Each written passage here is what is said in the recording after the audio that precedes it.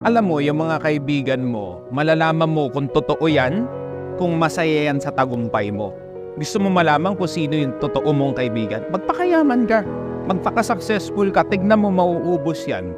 Kung ikaw meron ka pa rin mga kaibigan ngayon na panay pasaway, kasalanan mo rin kasi. Inayaan mo makapasok sa circle mo, alam mo nang ang inggitero, andyan ka pa rin, hindi mo pa rin iniiwan. Alam mo magandang gawin mo, magpakayaman ka, tignan mo, from 10 friends, magiging 5 yan. Kasi yung 5 dyan, inggit sa'yo.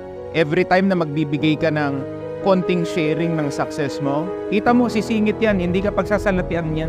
Pag ikaw ay nakaalis sa meeting place nyo, tignan mo, ichichismis ka pa, hindi tunay na kaibigan. Huwag kang matakot na iwanan yung mga ganyang tao. Tapos huwag ka ring lalapit sa akin, magre-reklamo ka, may mga ganito akong kaibigan. First and foremost, ba't mo hinayaan? Dapat yan tinigwak mo na sa circle mo yan. Kasi mga inggitero yan, hindi mo tunay na kaibigan yan. Alagaan mo ang circle mo at para ma-filter out ang friends mo, magpakayaman ka. Tignan mo, kukunti kaibigan mo, pero napakataas ng kalidad. You don't need too many friends. All you need are true friends who are supportive of you.